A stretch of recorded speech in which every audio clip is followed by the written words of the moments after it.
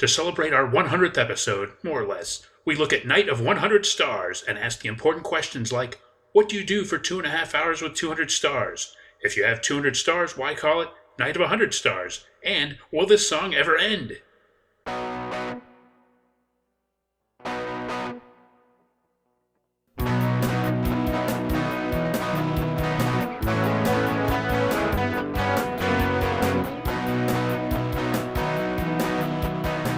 Battle of the Network shows. Join Rick Brooks and Mike Kogel as they explore the TV of the 70s and 80s through hand-picked episodes of their favorite and not-so-favorite series.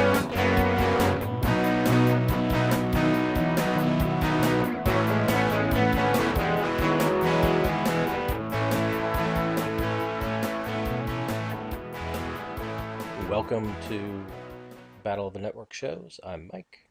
And I'm Rick. Hello, everyone. And today is we're doing our Season 8 finale. This is also our celebration of hitting somewhere in this season our 100th episode. And because of that, we chose something that involved the number 100, or 100, I should say. And we're going to talk about one of the times that A Night of 100 Stars aired, which we really didn't know what we were getting into here. But we'll do our best to explain what we saw, I think. Yeah, I think it's great, but also a little overwhelming in some respects. Yeah, I mean, first of all, it's 200 stars. So right there, you're getting a lot more than you bargained for. Yeah, and if you get technical about it, the total would go way over 200 because some collective groups are counted as 1 star. That's right, yeah. It seemed like one of those collective groups didn't actually get a number next to it either, so I think that was just a mistake in the graphics. But anyway. So, as always, we're happy that people who have been listening for that long, that we've stuck with it for that long. Give ourselves a pat on the back. Yeah, it's kind of cool. 100 episodes. I mean, to me, it feels like maybe 97, 98, but 100? I don't know. Well, I guess you know what this means. What's that? We can now go into syndication. All right. Wow, I hadn't even considered that. Yeah, maybe like on terrestrial radio. All right, get some sweet syndication money, yeah. Yeah. I like that. That also means that we don't really have to try for the remainder of the episodes because we've already made money in syndication. Oh, that's right, yeah. So we can, or maybe what we can do is we cruise for the next couple dozen episodes, and then once we get in sight of another package, or extending the package, then we can turn it on again and make sure we get another couple seasons out of it. I can't wait to record all the promos for other people stations. Yeah. Or to see fun ahead of us. You know, how they cut up all this stuff into wacky promos. Yeah. Like unexpected ways. Yeah. Boy, I hope, let's try not to chop up our episodes in syndication, though. I hate when that happens. Yeah, or play them faster than normal. Yeah. Now that I can handle, probably. You could, yeah. Yeah. At the very least, I just hope the commercial breaks come at natural points, not, right in the middle of a sentence or something. Yeah, that would be very distracting. And if they cut out some of the stuff that's not directly plot pertinent from some of our episodes, there's going to be some severely whittled down episodes. Yes, and it could get confusing later on if you're listening with an ear for continuity. But as part of the celebration, I think you wanted to answer a mailbag comment, I think. Yeah, I did. I want to remind everybody that you can always reach us at mailbag@battleofthenetworkshows.com. You can get the link from our webpage, which is battleofthenetworkshows.com. And that's a good way to if you want to send us an email, feedback on an episode, even suggest a future episode, you can do that. But let us know if you're okay with us reading it on the air, so to speak. And if so, we'd love to do that, especially in season. And we got a great email from Steve, who is a friend of the show, podcaster in his own right, and also a member of our Facebook group, which is another great place to come out and hang out with us, talk TV. And he responded, I think, to our Poor Devil episode. And he said that, as a fun fact, I'm a huge fan of SCTV, which is not the fun fact, though it is a fact. The fun fact is the Sammy Maudlin show on SCTV was inspired by Sammy and Company. One of them, I think Joe Flaherty, who played Sammy Maudlin, saw Sammy and Company on TV and thought it was hilariously bad. And he says I can't comment on that, never having seen Sammy and Company. And he adds, SCTV is the source of all goodness.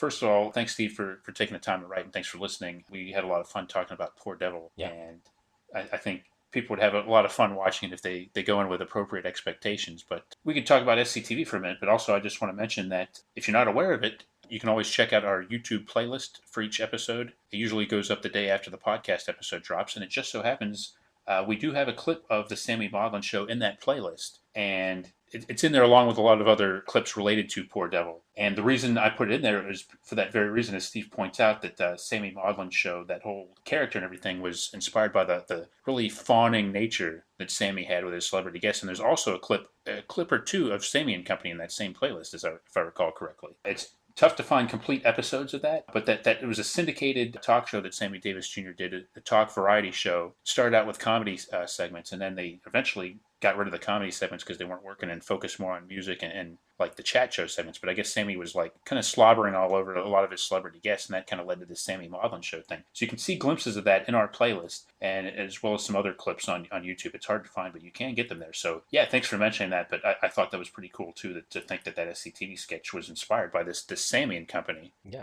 I'm not overly familiar with that sketch, but I don't know if it was the one in the playlist. I don't think so. I started watching one, but it was like a 12-minute clip, and I didn't have 12 minutes at the time to devote to it. So, but I was enjoying his Joe Flaherty's back and forth with John Candy as his hapless sidekick. I look forward to seeing more of that. Yeah, and I think we can agree that SCTV is indeed a great show. Yeah. Steve describes it as the source of all goodness, and I can't personally verify that, but I'm inclined to agree with that. Yeah. And I think that would be an excellent show to discuss in a future season, Mike, don't you think? Oh, yeah. I've been thinking about it a lot because certain algorithms keep giving me clips to watch.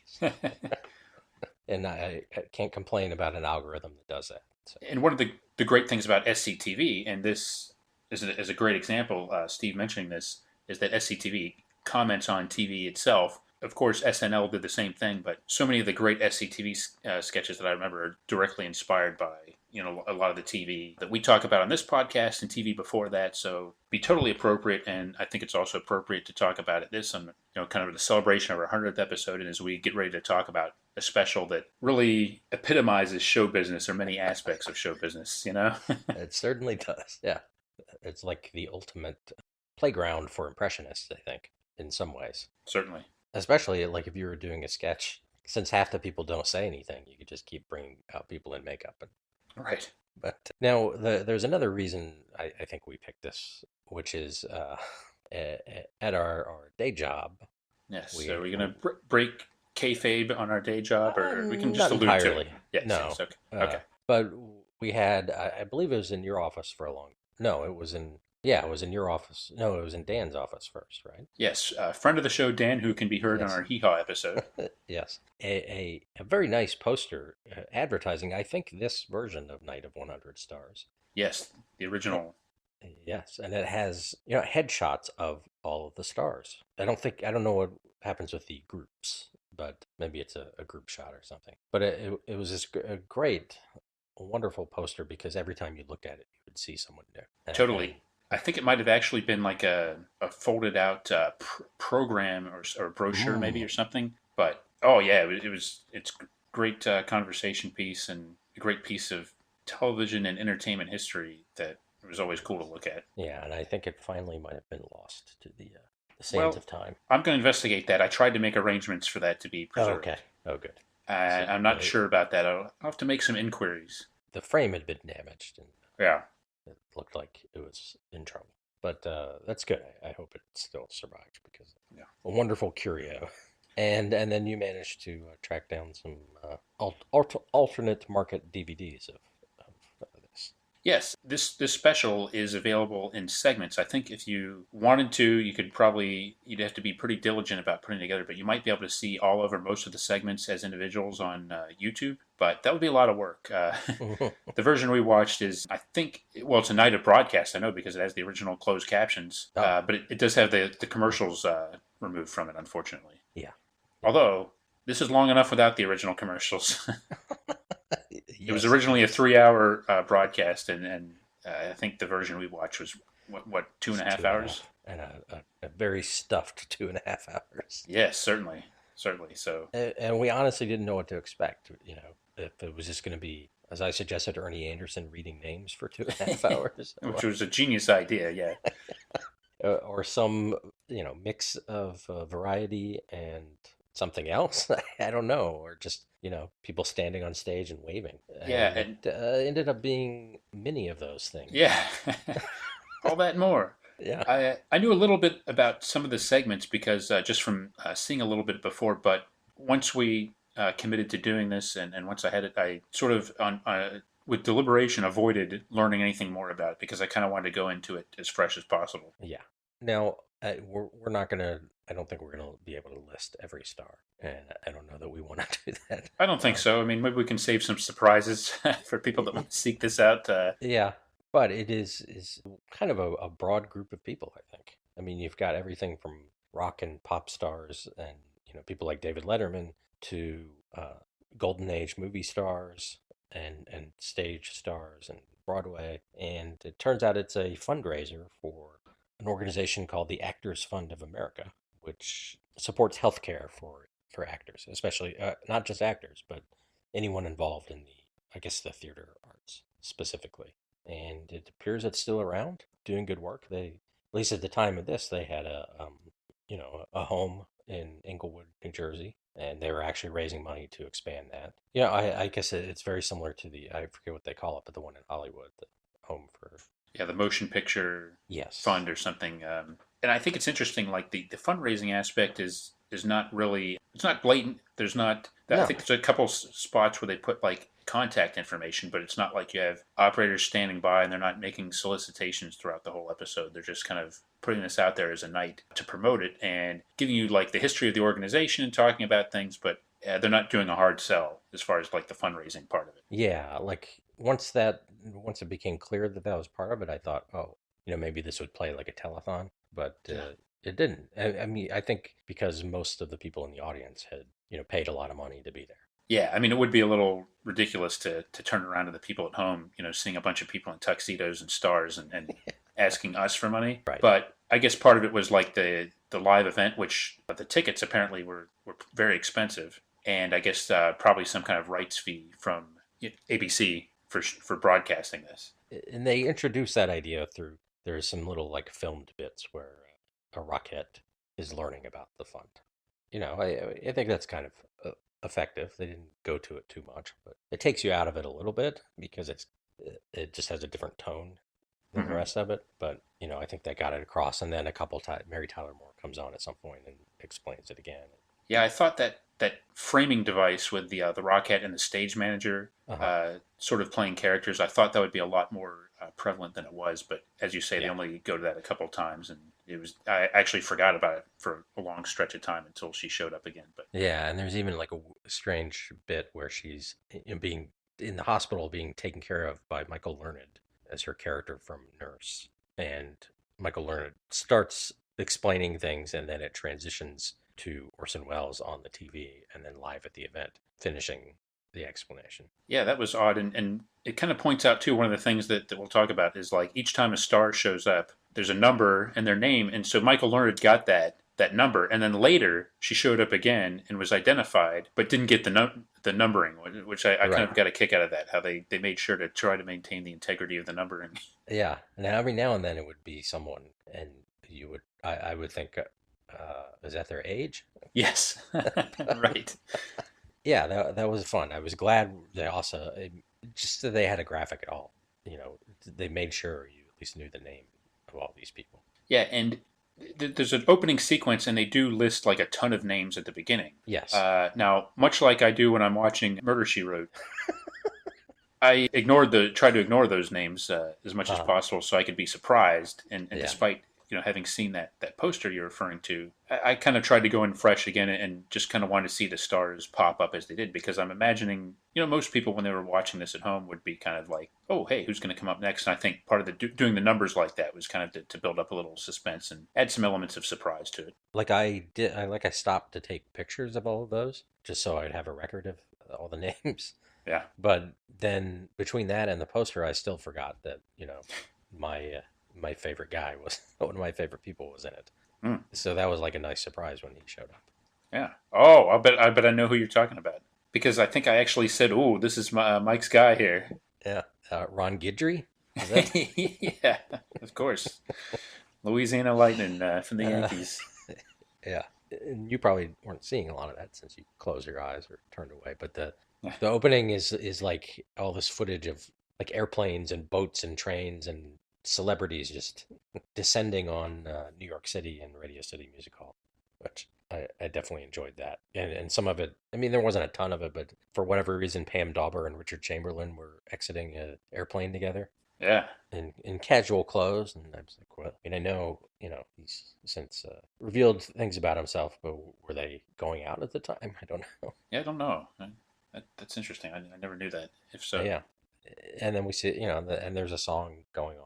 I don't remember if it was a song specifically about the show or it was some sort of Rockettes Broadway kind of thing, but yeah, I think it was they had some general like showbiz songs at the beginning, right? Or you're yeah, talking about over the montage? Or think weren't they doing That's Entertainment? I think was playing like I think that was the song maybe or one of them. They might have done two. yeah, and that's where we learn that they're going to be 200 stars, which is again shocking. Yeah, right off the bat, they're either over delivering, which is good, or they're losing credibility, which is bad. Right. You could probably go both ways with that, but I want to believe they scheduled for 100 and then another 100, but we're just so enthusiastic about the idea that they got on board. yeah, they're like, oh, the actor's fun. I'm there. Yeah. Or maybe who would be like the one? Well, maybe we should say that for later. But I'm wondering who would be the one star that like, oh, if so and so is showing up, how can I say no? Oh, yeah. Like because they like that person or because Right, like, oh, we'll they're do anything for this guy, Or, well, you mentioned Orson Welles, like, oh, if Orson Welles is there, Orson Welles needs help, we're there. Almost like, right. I mean, not like. Hopefully, Orson Welles didn't need the help. It's not like they're all coming to help George Yeah. Bailey or something. But I don't think it would be Orson Welles given his a long history of having trouble financing anything. yeah, But that's true. it maybe was a bad choice for fundraiser, but Well, maybe they thought they told him it was a fundraiser to help finish one of his projects. That's what they were there for. Although I guess he was explaining it. Maybe they said, "Well, we'll give you a yes. cut for your." And I also have to wonder if he knew that Michael Learned doing this skit was going to be the introduction to his Right. dramatic reading of the purpose of the evening and everything. Maybe he wrote that bit. Maybe he did. He probably loved Nurse. Yeah, and It it's a was one bit of his of favorite shows. bravura television there, Yeah. breaking the bounds of normal Yes. television. Yeah, I could see him being all excited about him being on the TV while people are watching TV, and Yes. uh, Uh, perhaps, if we haven't said, this is taking place in seems like early 1982, yeah, and it's celebrating the centennial of the Actors Fund. right. And let me just mention here that I think this was taped on I think Valentine's Day, but it was mid-February of 1982. It did not air Mhm. live, Yeah. but it was shown on March 8th as a TV special. Now one interesting thing I learned in my research, Mike, that I want to point out is apparently, according to a New York magazine bit at the time in their Intelligencer column, there was a little bit of a hubbub because so this was produced by Alexander Cohen, a fabled Broadway producer, real big shot, okay, and at the same time, so he had committed to Radio City Music Hall. He had booked it for February. Well, Norman Lear was also producing a special, like billed as an anti-moral majority special. So the idea was to promote like his People for the American Way organization to be a counterbalance to that. And he had a similar event that he wanted to do from Radio City Music Hall, and it was originally planned for what would have been George Washington's birthday on February 22nd. And the idea was that they would do it as a live special. According to this magazine, it makes it sound like Alexander Cohen used his pull to get the thing bumped to a different venue. And I guess one thing that concerned them was they said, well, they've got this big staging set up already, and they wouldn't have time to dismantle all their stuff. So Norman Lear would have his special with like kind of some of their like set design and everything, and I think maybe he didn't like the idea of another event being in broadcast from Radio City Music Hall before his even aired. So yeah, there's a little bit of kind of little gamesmanship going on between these big shot producers apparently. And Norman Lear's special did air. I'm not sure where it was from, what venue they used, but it was not Radio City Music Hall. And that explains why Norman Lear wasn't there. Yeah, correct. Yeah, Had better things to do that night. I guess plan his own show. yeah, create something else, I guess. Yeah. Once Orson Welles does his thing, we really get into the entertainment, the almost nonstop entertainment. There was so much entertainment in this that I felt just coming out of me by the end of it. Yeah. Like so much went into me. Just oozing out. Yeah, it had to go somewhere, I guess, by the end. And Yeah. That's what it did. But yeah, you're right. It's nonstop high octane action in this one. All right. So, and the first thing we get is a medley of sort of New York songs. So, one called Manhattan, which Tony Bennett performs. Fine head of hair on Tony Bennett in this one too, Yes, by the way. boy. He might have needed a haircut. He's got a lot going on there. Sure does, yeah. But, he's Tony Bennett, so it's great. Yeah. And then Harry Belafonte sings a song called Kind of September. I guess that's not about New York specifically, but it fit, I thought. Yeah. And then, of course, Liza Minnelli comes out and does New York, New York. And boy, does Boy, she do it. does she ever? Yeah, you're right. Now, I think it's important to remember Liza Minnelli. Now a lot of people, probably not our listeners, most of our listeners, but you might think of her as, oh, it's Lucille from Arrested Development.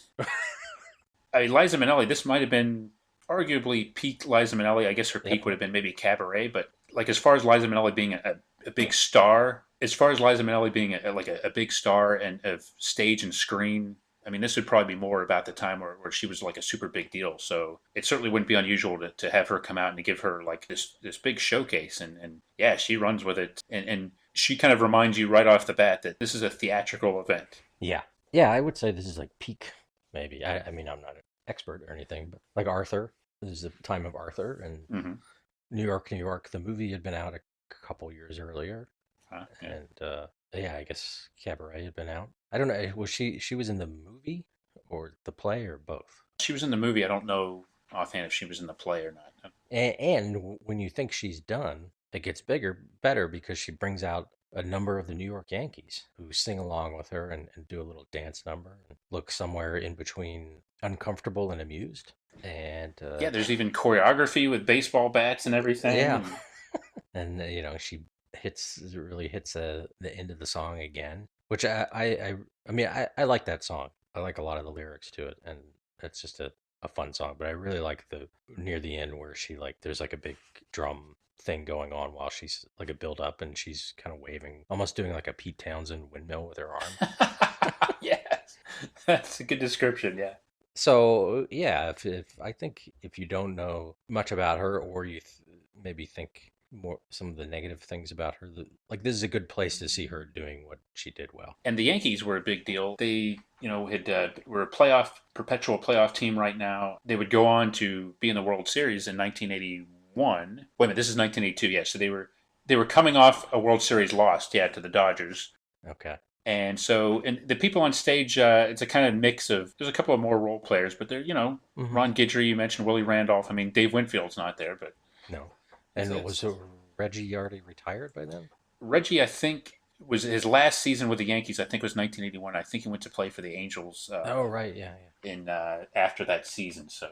But yeah, Willie Randolph, and you mentioned Bucky Dent and Ron Cerrone. I remember him. Yeah, it was the catcher, and Bob Watson. It was interesting, and again, quintessentially New York. Although I'm wondering at this point, I was wondering like, I hope we get beyond New York and just kind of right. It was very New York centric. I was wondering, how is this going to play in Middle America? But then I also thought this is a time when it wasn't necessarily as a dirty word, a dirty phrase to say New York, and there maybe wasn't as much scorn and conflict between so-called Middle America and New York, kind of as a thing. I think it was more like, okay, New York is the entertainment capital of the East. You got Broadway and everything like that, and it was probably seen, even though New York was having its problems still in this time, a source of glamour and kind of showbiz thing, and so. It was quite an opening, yeah, and kind of the spectacle of it was appropriate. I mean, given what the fundraiser is about, I mean, it kind of New York is the heart of that, so the theater world, so in America at least. So yeah, I thought that was appropriate, and yeah, but you're right. If it had been 2.5 hours of New York stuff, it might have been. Yeah, and like you said, like the stage. I mean, this is a live event. Ultimately, I mean, people are coming here, and it's kind of like, well, do you want to see like a bunch of clips? Like, no, it's probably better to see live entertainment, like from the inside the venue, rather than just roll out a bunch of video clips. Yeah, or pre-taped pieces or something. Right. Yeah. Now, after that, we get what becomes a recurring thing, which is somewhat a one of the stars delivering like 10 years worth of history while someone lights candles on a cake. In this case, it's Princess Grace, and we won't go through the history stuff. But the odd thing about all of these is every now and then they'll very briefly cut to a still picture that relates to the history, Yeah. but it's so fast. It feels like a subliminal thing almost. Yeah, it does. Yeah, Really disorienting. totally. You know what it reminded me of? Remember when we did Face the Music, and they would have like those baby pictures. They'd flash up, or Uh huh. the name you're trying to guess, like the famous person or whatever, and they'd flash the pictures up. But this was like even faster than that. But Yeah. it sort of looked like, and it even looked like some of like the same stock pictures that they would use of some of these things. And then And there were it's some like, things that they really didn't need to show pictures of, probably like Kent State. I think, you know, yeah. it seemed Uh, totally random. I mean, in terms of the fundraiser was a nice way to connect it and also to get a star out of the way. Yeah, give them something to do. Yeah, and then after that we get the Doobie Brothers, late stage Doobie Brothers. Yeah, Batty Award winners and Rock and Roll Hall of Fame members, the Doobie Brothers. I got to admit I was a little disappointed with this. Well, it had an abrupt ending. It had an abrupt ending. Pat Simmons, this was the very brief period, I guess, where he wasn't in it. I don't know, or he was. Maybe he was sick. Maybe he was filming WKRP. Uh, I don't know, but I didn't see him. I mean, it was hard. It was poorly filmed in terms of seeing the whole band. But You I know, only and saw the John McPhee guy hmm, playing guitar, and then the bass player. Unless he was playing another keyboard or something. But I didn't see him either. Yeah. and then the song was not a song I knew, and it was like I felt like at the jazzier end of a Michael McDonald kind of song, where it was Yeah. hard to kind of latch on to what it was. Like I kept waiting for it to become a song I knew, and it never Hmm. did. Yeah, the song was "Here to Love You," I think it was called, and it sort of like seems now as like, okay, this is the band's agenda, that they're trying to push this as a single or a hit, Yeah, as opposed to come out and play what's like super popular, and which is interesting, especially when you've got like 3 minutes or whatever they got. But yeah, it was kind of odd, and I gotta say I didn't expect them to be in that spot either. that early. Well, yeah, just maybe at all even.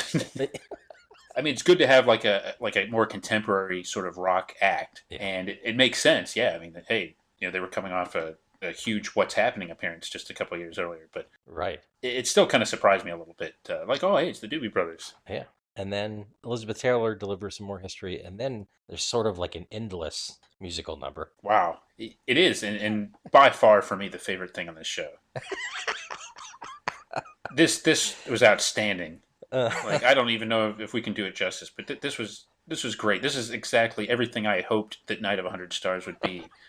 It was summed up by this segment. well, I'll let you try to explain it then. Okay, well, there was a show, What's My Line? Hmm. Okay, a long running show that popped up in various incarnations, and kind of an appropriate thing to use here because you'd have people from all walks of life, but a very show busy kind of show. You'd have a panel, and people maybe become sort of famous for being on the panel, and kind of a real like quintessential panel game show kind of thing. And that is the framework for this segment hosted by Hal Linden. And the idea is that he's going to bring out a panel of TV stars to guess the line or occupation of a mystery guest. And it's kind of weird the way it plays out, but the whole thing is played out as a song in rhyme. And boy, Hal Linden just does a great job. He comes out, he's singing, he's charming. It's like, it was Cop Rock was years later, but you're kind of wondering, boy, he should have done this on Barney Miller, maybe. At least I was wondering that. And as you say, it's like this tremendous parade of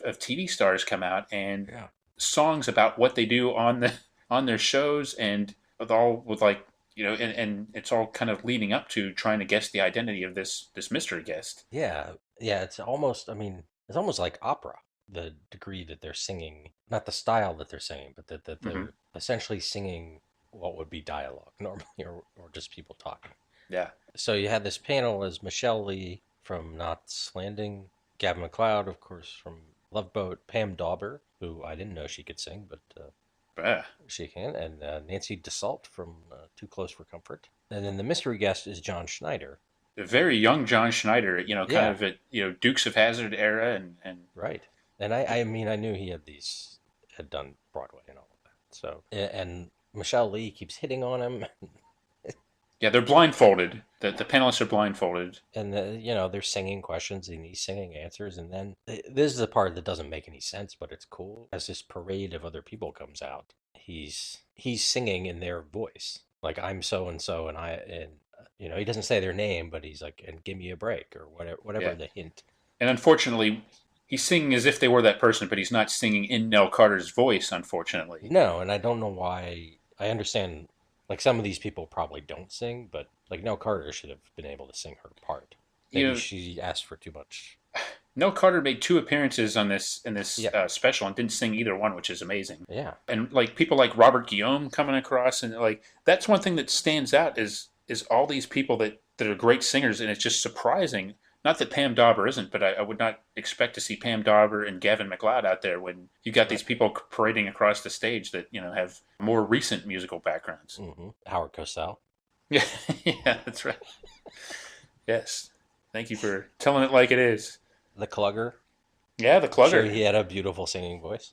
I think Howard Cosell wearing Klugman's toupee Yeah, I think he because was. Yeah. Klugger's doesn't have his. No. Even Tony Randall, I was like stunned. Like Tony Randall came out, and I'm like, man, they don't give Tony Randall like a line or to kind of sing in that Tony Randall way. Right. I don't know if we want to name all the stars, but we maybe some of our favorites that came out. Well, But let me. I do have them all written down here. yeah, Let's see if we can do it. Lonnie Anderson, Peter Cook, who was on that. I think we've talked about that. Or the did, two of us, yes, the Butler thing. yeah. Judd Hirsch and Danny DeVito from Taxi. Nell Carter, Linda Lavin, another singer. I'm amazed that she didn't sing at this. Take Yeah. that how you will, but Uh-huh. she sang every other episode of Alice. She comes out on this and doesn't sing anything. Robert Guillaume, Kathy Lee Crosby, Howard Cosell, Ted Knight, Tony Randall, Linda Evans and John Forsythe, Stephanie Powers, Barnard Hughes, Jack Klugman, Larry Hagman, and Linda Gray, which I believe the lyric about them was "My wife is a lush," and Yes, it was. and I'm the baddest man around town, or something like Hmm. that. Definitely, my wife is a lush. Melissa Gilbert, Henry Winkler, Charlotte Ray, Michael Learned in her return appearance. I have Purcell. I don't know. Who that is. Purnell Roberts, Oh, Purnell Roberts. Yeah, typo. and Okay. Trapper John. Yep. Not Sarah Purcell from Real People, though. That would No. she would have been welcome, I'm sure. Yes. Isabel Sanford, Priscilla Barnes, and Joyce DeWitt, Daniel J. Travanti, Morgan Fairchild, Beatrice Straight, Penny Marshall. I guess she's the last one. So, they clear out, I don't know, like 20 stars right there. Yeah, And then they are singing like as a chorus, but again, when you got a lot of those names. I mean, some of you the could have had a panel of Robert Guillaume and Linda Lavin and Nell yeah. Carter. Now it seemed like some of them weren't singing, and I was trying to Yes. notice, which ones weren't because I thought I was amused by that. Uh-huh. And one thing I want to mention too is that this is something that stood out. The overall production on the show, I was not impressed with this as a television presentation. There was some real sloppy camera work, and Mhm. for I guess it was done live to tape, maybe a lot of these segments, but there was some like blurry camera work, and I don't know how the technical directing was done in this, but there was some it looked like they were switching to camera shots before they were ready to take them, and it Yeah. really looked bad. Like I think at the end of this, when they were kind of trying to show like different clusters of these celebrities on the stage. So, and another thing that I wanted to point out too was that a lot of times, especially near the beginning of the presentation, it seemed like they were showing the same. They had one like big aerial shot of the entire like interior of the music hall or whatever, but they would keep showing like the same group of people in the audience like as a reaction shot. Yeah. It just seemed very unimaginative and uninspired. Like the production on this in general, I was not impressed with. And one of the things that Alexander Cohen and his wife, Hildy Marks, I believe, who was credited as a writer and producer on this, they essentially created the Tony Awards for television, and they were produced the Tonys for years. So this shouldn't have been like a new thing for them. And maybe I'm being overly critical, but I thought a Yeah. lot of the production of this was a little subpar. Yeah, I wonder if it's a bad space for filming Yeah, TV, or it was then. I'm sure it's easier now. But I agree. I mean that, like I said, the Doobie Brothers one was almost all just Michael McDonald, yeah. and then really wide shots of the band, and you couldn't tell what was going on there. But I did enjoy some of the filming of the next segment, which was Christopher Cross and Dudley Moore performing the theme from Arthur together. Yeah, pleasant surprise to see Dudley Moore playing piano. Yeah, I've seen some other clips of them doing that, maybe on the Oscars or something, but it was nice. And there were bits in the song where, like, if the line, like some of the lines that, like, mentioned Arthur by name, like Yeah, Christopher Cross would give him, like, a little look, and Dudley Moore gave some wry smiles to the camera. It was nice. And it was it was the two of them and the pit orchestra. I should say it was just the two of them. But yeah. It was kind of cool. And again, let's mention 40 years later, Arthur was a huge movie. This Mhm. song was really big. I mean, you heard Yeah. this everywhere. And Christopher Cross, of course, he was huge, and then MTV happened, and Christopher Cross, perhaps not coincidentally, his career unfortunately declined. Yeah. But I was just stunned that Liza Minnelli didn't come out for this number. Yeah, I was too, because she comes out again later, so Yeah. why not? Well, just to hang out. Yeah. And maybe she was changing costumes or something. It might be. But that was that would have been cool if she'd been sitting on the bench with Dudley maybe. Anyway, I really enjoy that song. I think I liked it as a kid. It was one of those pop songs that I had heard. I liked it. It was a nice, probably good timing too to put it right after the big TV, the more frenetic TV whole sequence and everything. It was a probably good spot in the show for it. Right. And again, I didn't clock how long that thing was, but it felt like it was. Yeah. Well, I loved every 10 minute minutes. of it, but it did go on great. quite a while. Yeah. And after them, a little stand-up from Robin Williams that I think ended up being unintentionally somber. Yeah, I mean, you can kind of go and if you're playing Robin Williams bingo, you've got insensitive scene today, insensitive ethnic joke. Here, oddly maudlin turn. That ethnic joke wasn't sensitive in 1982. No, interacting with someone in the audience, prop, so you probably check off all of them. But again, Robin Williams was doing his thing and pretty much doing exactly what he was there for. So yeah, but he talked about like when he would be an old man and stuff, and that was a little sad because he was trying to connect it to the purpose of the night.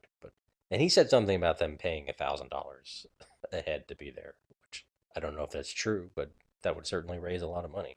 Yeah, and it would be, and it is kind of sad because he said something about like being there in 40 years, whatever he said. Yeah, it's like, I think he said 30 years, but it was pretty close. He made 30, but he's not around now, obviously. And yeah, but when he came out, I think I said something. I don't know why. I knew it was going to be some nuttiness from him. Mm-hmm. And then I told Miss Piggy to run. Yeah. That was Miss Piggy and Placido Domingo had a number together that was honestly really nice. It just present time stories about him have diminished the niceness of it. But. That's true. Yeah, I mean, at the time, who would have thought it? I guess, and I thought it was a little long for my taste. And I'm not a fan of Miss Piggy so much, but yeah, it seemed it went well in the room. Mm-hmm. Although I like in almost any of those audience shots, there's at least one or two people who don't seem to be enjoying it at all, whatever it is. Yeah. That and Robin Williams, certainly. There were some old socialites who were just kind of frowning. No, I declare. Is that a puppet? A talking pig? I never. Speaking of old people. Nice. Sorry. There's a big... this was really, I thought, pretty cool. The big celebration of silver screen stars of yore. Mostly of yore. Yeah. Except for Paul Yeah, Newman. he's not from yore. But they show some clips, and like Helen Hayes introduced this, and yeah, they'll show little clips, and then the people were coming out. So Lillian Gish came out, and Gene Kelly, and Jimmy Stewart, and Myrna Loy, and Gregory Peck, and Ginger Rogers, and Paul Newman, and Betty Davis, and then Jimmy Cagney, was I'm guessing close to the end of his life, right? Mm-hmm. And he was in a chair which actually came up from beneath the stage, like on a platform rose up with him on it. So like Lillian Gish, strode over and kissed him on the head. It was striking that, the first star of silent pictures was doing much better than he was. Yeah, it was Lillian Gish? I think it was. I thought it was Betty Davis. Oh, it might have been Betty, which would not be that different, really. You might be right. I mean, Betty Davis and Jimmy Cagney were more, kind of more contemporaries, but yeah. I could be wrong on that. But it was a touching moment, and it was like an emotional Jimmy Cagney. I mean, he kind of burst into tears after rising up, and it was not me that said this first, but Lori suggested maybe he was sitting under the stage the whole time, and he was crying because he was glad to finally be let free after that the "What's My Line" sequence. I really hope that's not the case. I think he was just overwhelmed by the enormous moment, and the meaning of it. But that was really that was a powerful moment, and it was cool seeing like those stars together. Yeah. Although now is this the one where they kind of just showed they kind of made it look like they were all together, but they used the shots of them when they were first introduced, and then they sort of like cut them together almost to kind of give the illusion that they were all together. It was kind of weird how they I did that. don't I think they know. I did mean, that a it couple seemed like times. everyone was standing in a line on the stage Yeah, at the end. but instead of like showing them at that moment, they were showing like the Cut reactions of back. when they first came out. Yeah. It could be, yeah. I didn't catch that, but I wouldn't, after seeing what the Dean Martin roast did, I wouldn't put it past him either. Yeah. And then my favorite moment. Well, Uh, one of my favorite moments. So, one, it was cool, like the pit, I don't know if it was the pit orchestra or they brought in a second orchestra, but hmm. this big riser moved forward on the stage and the orchestra was on it, and then Lionel Richie was there sitting at a piano, and he did a like a verse and a chorus of a Commodore song called "Oh No," and then a shortened version of the song "Lady," which he had written for Kenny Rogers. Now I wasn't sure. I had to look up, I admit, the time frame of this because I was like, why is he doing a song from the band he's not in anymore and a song he wrote but didn't perform? But it seems like this was in the period where he was getting ready to transition to being a solo artist. So Hmm. his first solo album came out in October of '82. And I think Oh No had been a single sometime in '81. So it was probably still the hit. Now, I'm not sure. I think Endless Love might have already been out. So you think one of these stars could have done a duet with him. It was cool to see. I haven't seen that much footage from that era of him performing. And he did his entertainer best. He said in an interview, a Barbara Walters interview years ago, that he's not a great piano player, but he can make it look like he's doing great, and then let the band do all the real work. Yeah. And he was definitely doing that, and seemed to have a very receptive audience there. Yeah. I mean, I preferred the first song to the second one. Hmm. Would have liked to have heard more of that, but it was a cool moment. And I had the thought like he maybe even, well, definitely more than the Doobie Brothers, is almost like the perfect candidate for this kind of show. That he has enough of entertainment cheese in him to fit in Hmm. and yet still be kind of cool. Yeah. And speaking of that, Ed Asner followed him up Ah, yes. with his rendition of Endless Love. And it was beautiful. It was, It was not a dry eye in the house. he delivered some history. Followed by, this was another highlight for me. It was Doug Henning, who I feel like was on TV all the time, but it doesn't Yeah. seem like if you look into him, he really wasn't. Maybe he was showing up on like Bob Hope things and stuff or something. But I think that may be the case, but I had the feeling while I was watching this segment that, we got to get Doug Henning on the podcast I, eventually. I've had that feeling. Yeah, that's why I've looked into it before, and I'm like, he had like maybe a couple specials, but I felt like he had one every year for a while. But Yeah, I would have guessed that too. yeah, and this was pretty fun. I mean, he sawed Florence Henderson in half He with the help did. of Ricky Schroeder. Yeah, and Maureen Stapleton. Yes, and Priscilla Lopez. I don't know who she is, I but mean, she was a big. I think she was in a chorus line. I think she was more of oh, a. She was in. okay. She was on a Star of Screen too, but I think she was primarily known as a Broadway performer at the time. I believe. Okay. That was fun, and then the real gag of it is that at the end he switched their legs, Yeah. and I mean that was interesting because one, I really don't. You couldn't see the seams of what he, however he did this, Hmm. even on poorly filmed TV. It wasn't obvious, but however they had to switch the bottom of their outfits. Florence Henderson went from a dress to pants, and Priscilla Lopez went from pants to a dress, so Hmm. or a skirt. To take some doing, especially when you're stuck in a box. Yeah, and Doug Henning is narrating the whole time and just kind of doing like a little patter and just kind of talking while he's doing the actual thing and just that whole Doug Henning thing is kind of interesting. I mean, he's I think in many ways he might be a little bit of a forgotten star, but Yeah. I do think he was on a lot of specials, and I think he showed up a lot more than maybe it would seem like by looking at his individual specials. But Hmm. yeah, I think for a while there in the early '80s, he was a pretty big TV star that you don't hear a lot about now. Right. Yeah. I wonder why they chose Ricky Schroeder and Maureen Stapleton. I mean, there was a joke about big, strong assistants, but Yeah, and then he though, said like the brains. He brought in Maureen Stapleton. Like, yeah, oh, of course, yeah. But yeah, and this was, of course, pre Silver Spoon's Ricky Schroeder. But that was fun, and Jack Lemmon did some history, and then Liza Minnelli introduced another one of these sort of parade of movie stars. There was different silver screen couples. yeah, there was a bit of like ballet here too. Yes, There was just kind of a little transition to bring out these movie couples, I guess. and they included. I don't think we need to go through all of these.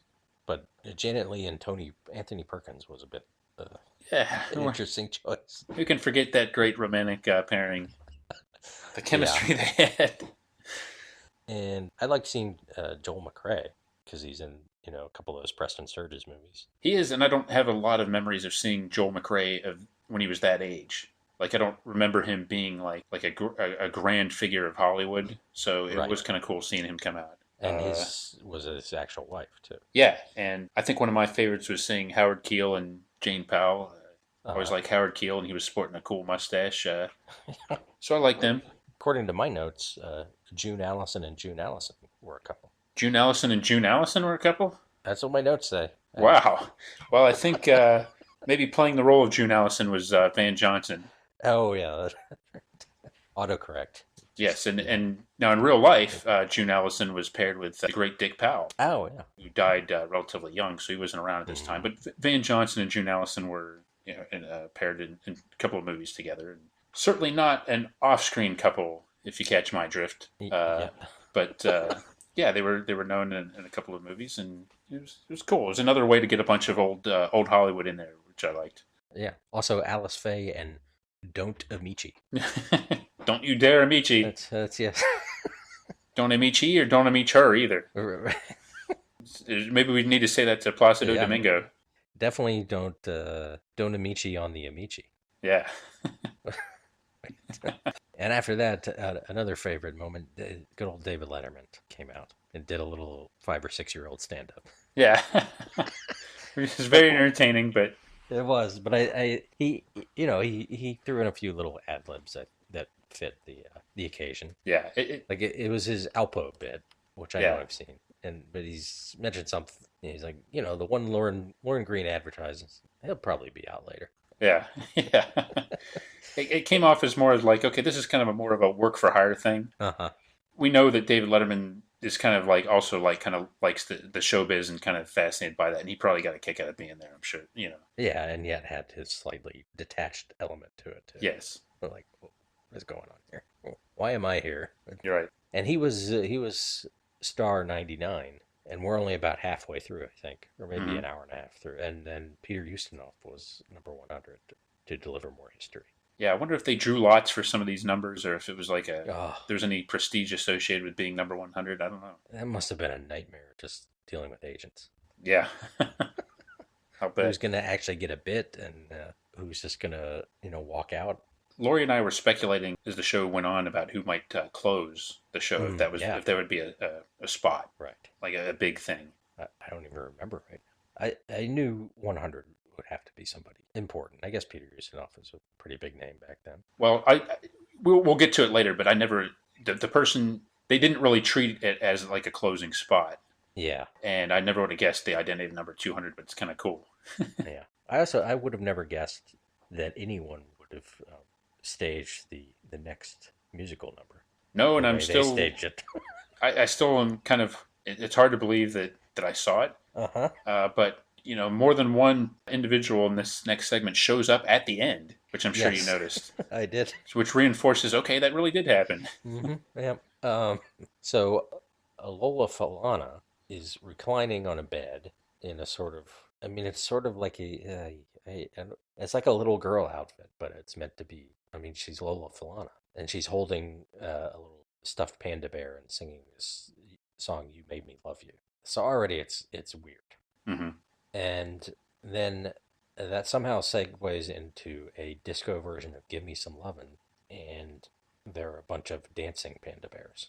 Yes, a And whole group of she's dancing still in kids. that outfit too. It just was very unsettling. Was she involved? And I mean, most of these musical performances seem like they're happening live. I feel like at least the second part of that, she was probably lip syncing, but I'm Yeah. not sure because she was dancing very aggressively with those panda bears. But I don't know what was going on there. Were the panda bears? Was that like for the I don't know Somebody, those Japanese tourists that Robin Williams mentioned? boy, Or liking cute things? I don't know. it is a misguided attempt at creativity, I guess. At least Yeah. they tried something different for the staging of it, but really, Lola Falana, and she didn't need two songs, in my opinion. No. No disrespect to Fred Sanford. I think Lola Falana is his favorite celebrity, but I- I would have trimmed this a little bit. I would have trimmed it a lot. yeah. I would say maybe 50% less music and 98% less Panda would be my formula for this segment. And less 100% less awkward costuming. Yeah, I mean, you have a point there, but really, I was more distracted by the pandas, Pandas, yeah. and I kind of forgot that. So yeah, But then you got brought back to earth by one of your favorites, I think, Steve Allen. oh well, of course. It seems like, I mean, he created being a star, right? So he should have been maybe He's 100 or 200 or one. Or, Yeah, I mean, I guess he just had satisfaction, just kind of looking out at the audience and seeing backstage and enjoying his handiwork. yeah. Of all the things that he had created, being together, so many forms of entertainment under one roof, being represented. He must have loved that. Yeah. And you give him credit because his joke that he makes, one of the jokes he makes, probably got one of the biggest responses of the night. Which one was it about? His Emmy hosting or about Reagan? Oh, well, for one thing, actually, neither. But it was cool that he made a reference to that odd Emmys that we talked about in our 1981 episode. Because of the actors' strike, he and Dick Clark co-hosted, and nobody was there, so he makes a reference to that. Wait a minute, was it? Yeah, it was Steve Allen that made the joke about how the old cliche about if a bomb went off in the building, Yes. you'd be, at the Emmys, it would be just like just would have caused major structural damage because nobody was there, but it would cause a lot of damage in this case, and what he say, Pia Zadora would sure make out Yes. as a result of that. And yeah, people love that. Yeah, I guess timely. I guess it was right after maybe her notorious Golden Globes win, Right. where she was supposedly, it was bought for. I guess so. It would be a big go-to joke for a while, but boy, he knocked it out of the park with that one. And a bearded Steve Allen. Yes. Yeah. I'm not sure I like the beard on him though. I don't know. He did look a little odd. I think in this special we had non-bearded Henry Winkler and bearded Steve Allen. I would probably have reversed that, in retrospect. Probably worked out better for the show. But Yeah, I did. Somewhere near the end, I enjoyed seeing Henry Winkler and Warren Beatty talking. yeah, Henry Winkler was very enthusiastically saying something to Warren Beatty, I guess. And wouldn't you love to hear what that was? Yes. And then there's this sort of a fashion segment. What a bizarre segment. This almost made me long for the pandas. Yeah. Talk about a segment that went on too long. Uh-huh. But it was another clearinghouse it got them from I don't know, 105 to 179 or something. Yeah, yet we also saw some celebrities that we'd either seen before or would see again. And Yes. I think it was right. a little superfluous, especially given their spotlighting and naming these designers that they're wearing as we see these Yeah. outfits. But, some of them had, it seemed like we saw 5 or 6 outfits by the same designer a couple of times. So Mm-hmm. Yeah. So it was, a fashion show. It started with some models in semi-historical costumes, and then as it got to the 80s, all these stars came out all women in these different fashions, which surprisingly were less outrageous than you would think, given the time period, and given it was haute couture kind of stuff. You would think it would just be nuts, but right. I think some of them were actually quite bland. yeah. So who were your favorites here? I don't know. I didn't write anything down here. I really liked seeing Ann Miller, who, she was also with the Mixter. Yes. I think was that in the Screen Couples? No, that's in the Broadway Lullaby. Oh, okay. Sorry. Okay. Yeah. Sorry to spoil the Mixter's appearance, but Yes. she would show up later. But I just think it's cool seeing Ann Miller. I just think she's kind of what just classic Hollywood. It's always cool seeing her. And one thing, there was a kind of a little bit of a wardrobe malfunction with one of the actresses, Linda Gray.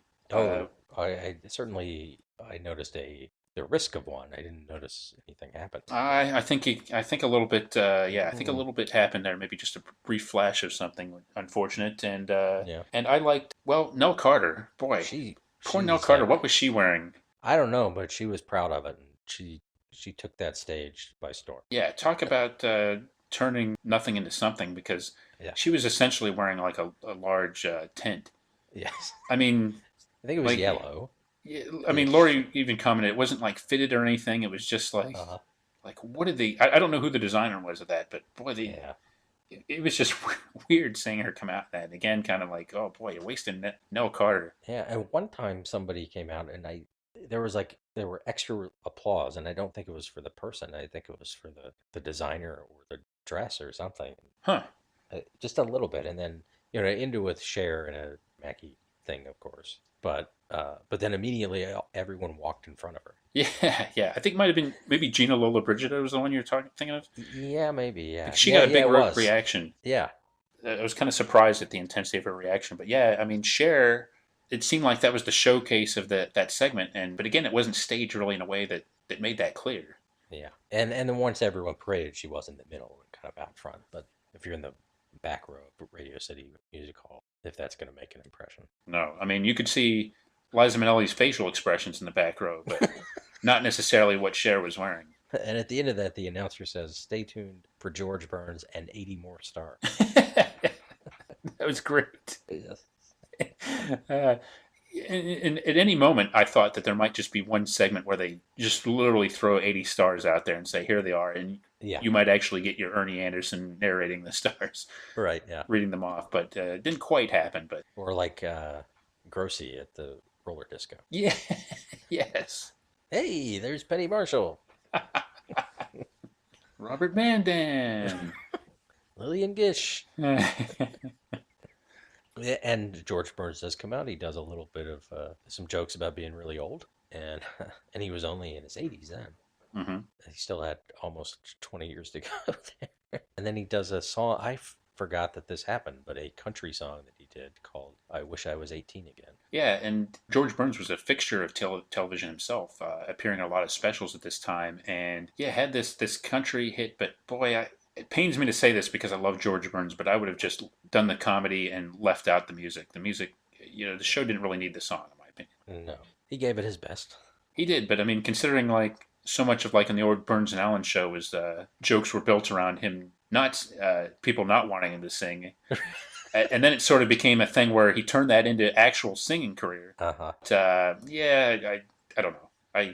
I love George Burns, but I would have gotten rid of the song. Could have done a few bars of it, maybe. Right. Like it would have done in Altoona, back at playing the boards in vaudeville. Jane Fonda does some history, and then I think another one of my favorite moments, Sammy Davis Jr. did Mr. Bojangles, and to me it redeemed Sammy for our purposes, compared to Poor Devil. Yeah, I mean, I know this is his showstopper and everything, but it just seemed to display like everything, or just about everything that was good about it, in terms of singing and dancing, and even whistling, I think. yeah. And he did a little acting in it, And totally commanding the audience. Yes. Yeah. And again, like Sammy Davis Jr. before live audience. Yeah. As opposed to Poor Devil. Yeah, very well put. We didn't see him at his best earlier this season, but this is pretty much Sammy at his best. Yeah. And Jason Robards did some history. Then Ed Koch sang a little bit. Yeah, Ed Koch never met a camera he didn't like.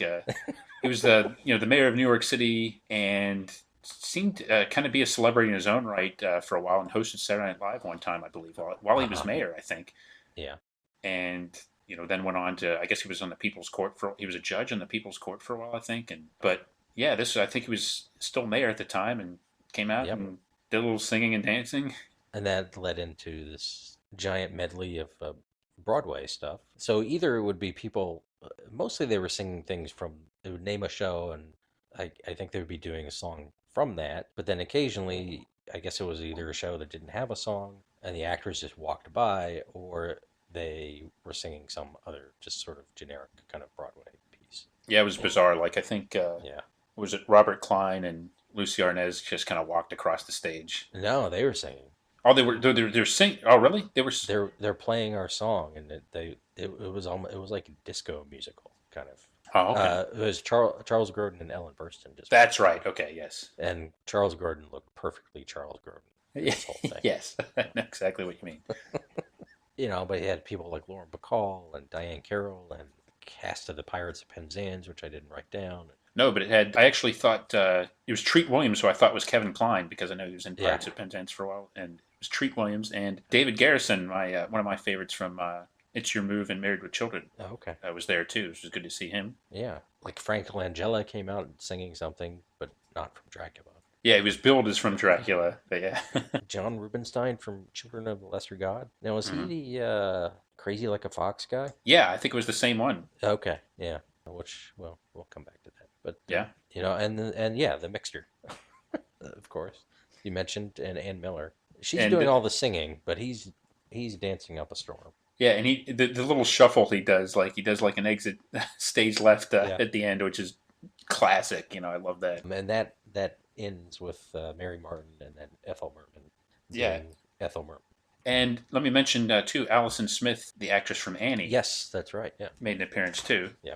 Who appeared in The West Wing as an adult, Oh, as the daughter of the chief of staff, and I think she dated Rob Lowe's character for a little bit. I mean, it was fun, but it was a little, and it just cramming all these different kinds of songs together is odd.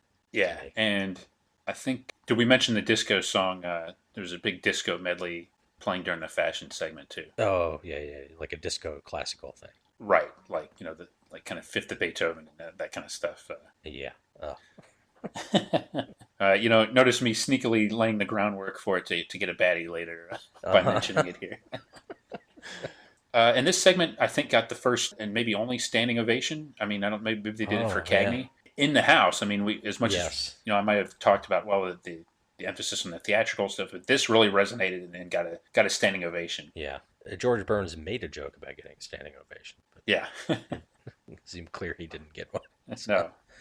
Yeah, I think Cagney did too, but you're right. And then James Earl Jones delivers some more history, and then Ben Vereen in the Dance Theater of Harlem did a version of The Greatest Love of All. Yeah, Ben Vereen, of course, at the time was starring in the big long-running theatrical Broadway hit Webster, if I recall correctly. Yeah, yeah. It was Ben Vereen and Anthony Quinn. Yeah. And I'm trying to think, like who played Webster? I know it was for a while it was Jimmy Walker on his knees. Oh yeah, that's right. Yeah.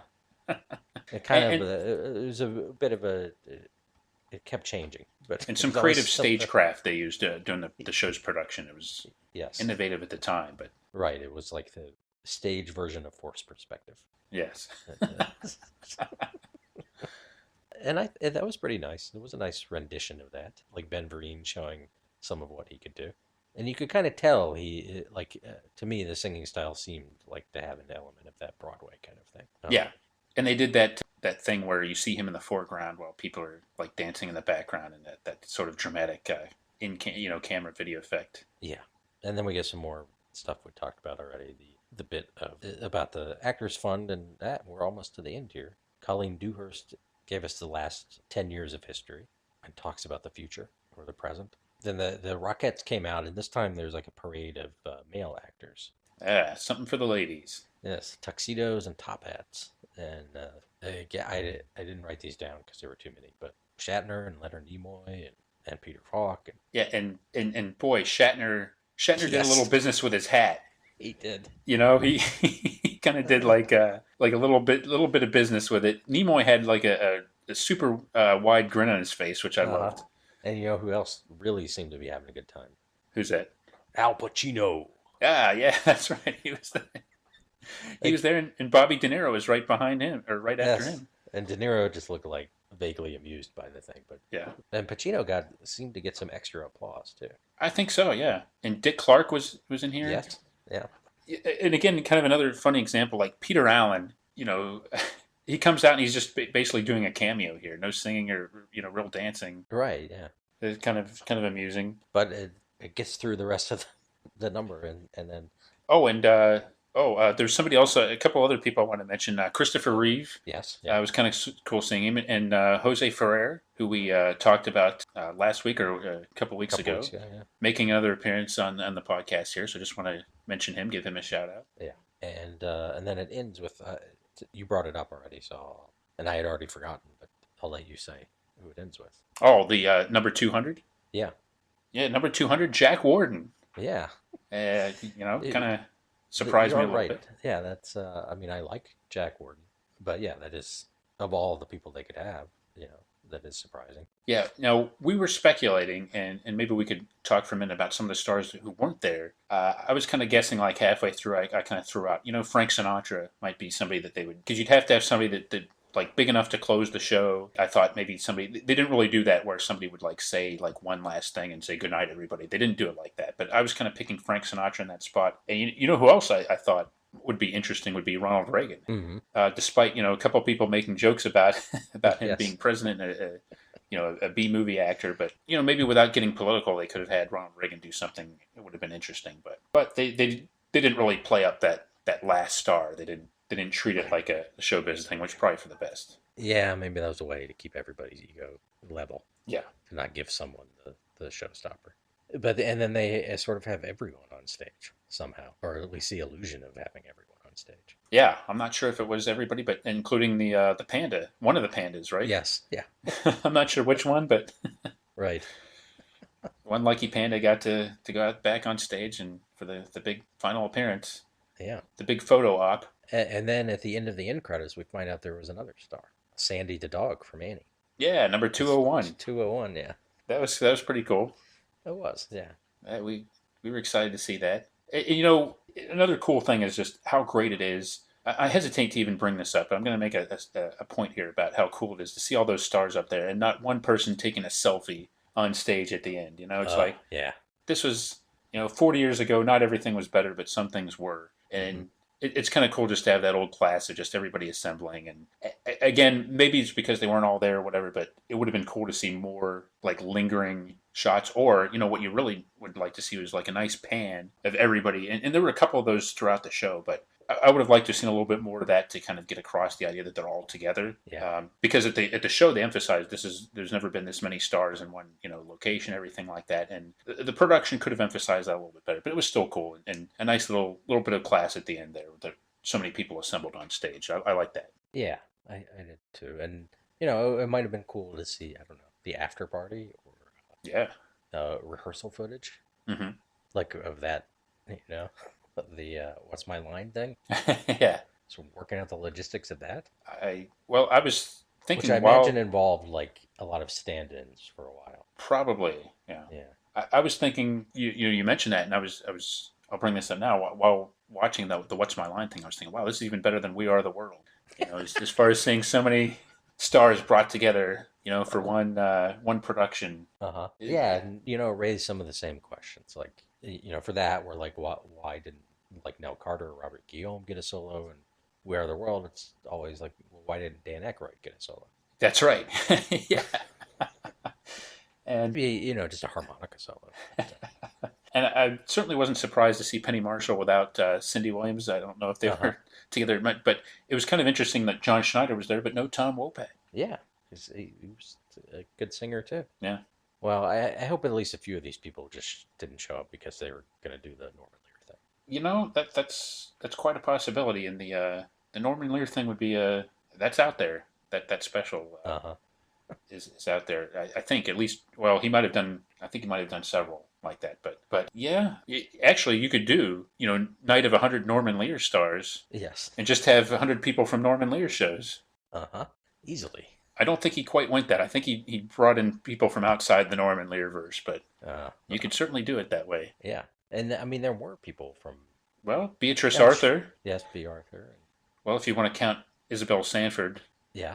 From the Lear verse. Yeah. For some reason, I was thinking Too Close for Comfort. I was getting it confused in my head with One Day at a Time. Yeah, I guess that was the Taffner offshoot of the Norman Lear verse. I think the Too Close for Comfort. I don't know if we're ready to get into that yet. That might blow all our minds too much, but right.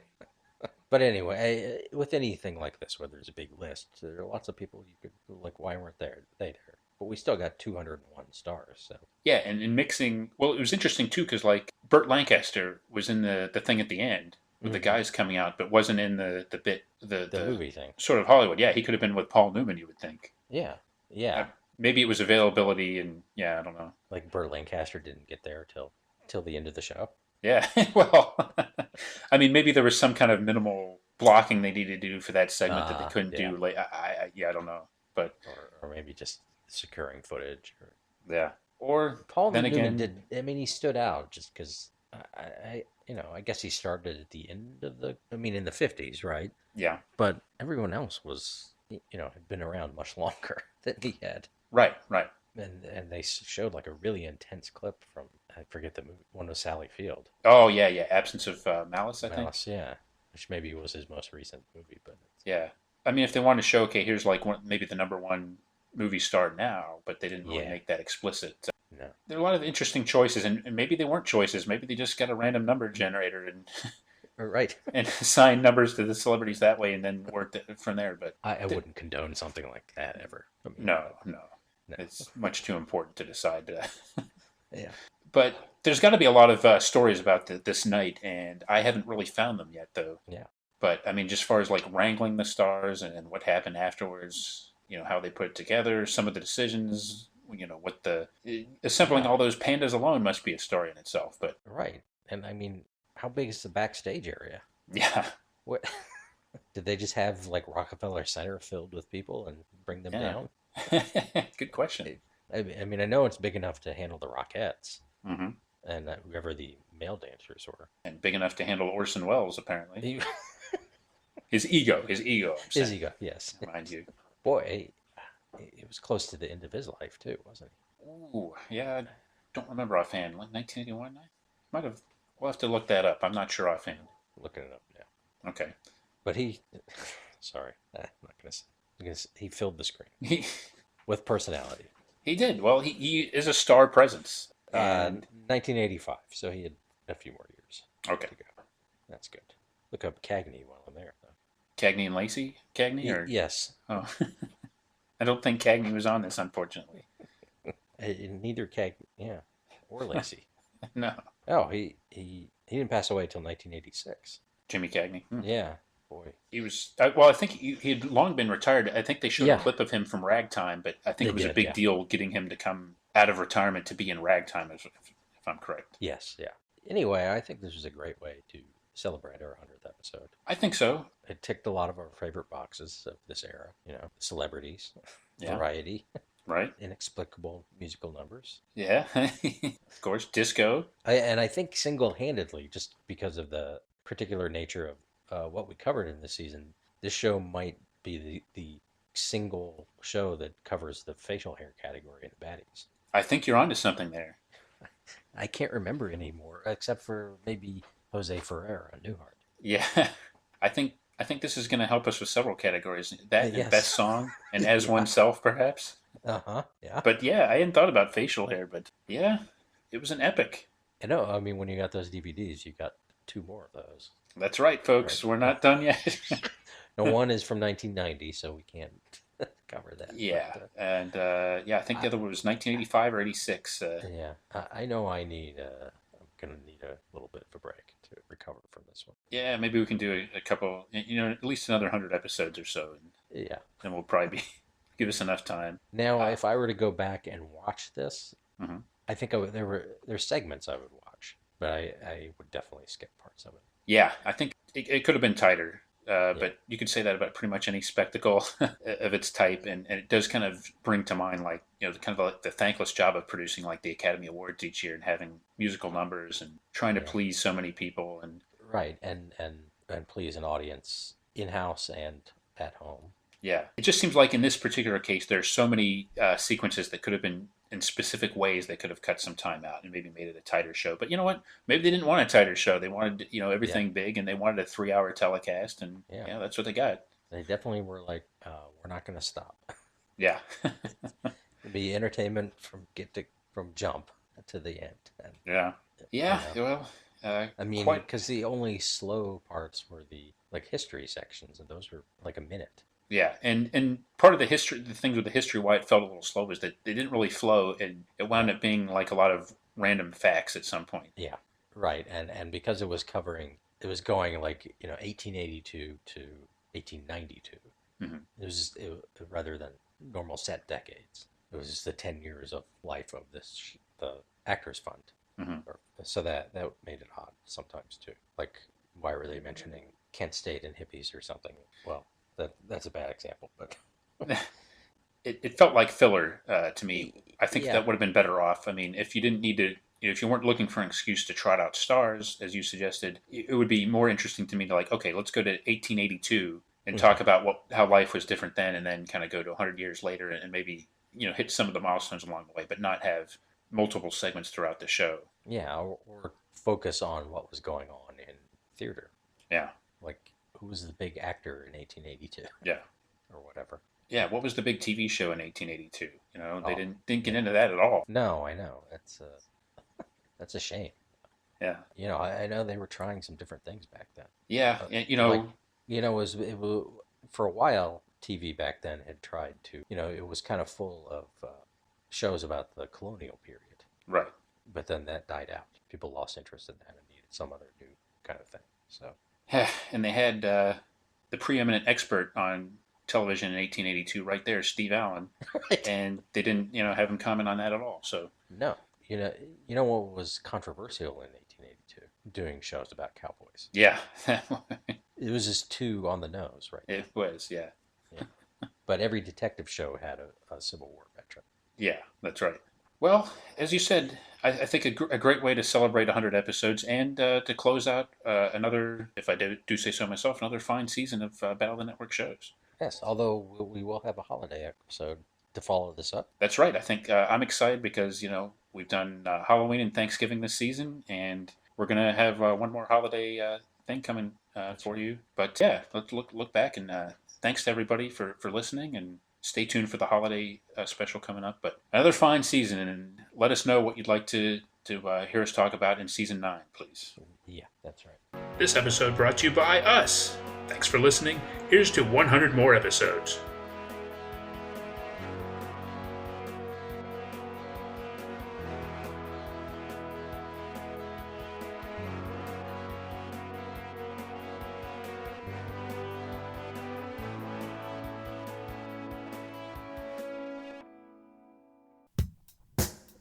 Join us next time for another exciting episode of Battle of the Network shows. Learn more, leave feedback, and suggest future episodes at battleofthenetworkshows.com. Follow us on Twitter at BatNetShows, and like our Facebook page, facebook.com/Battle of the Network Shows.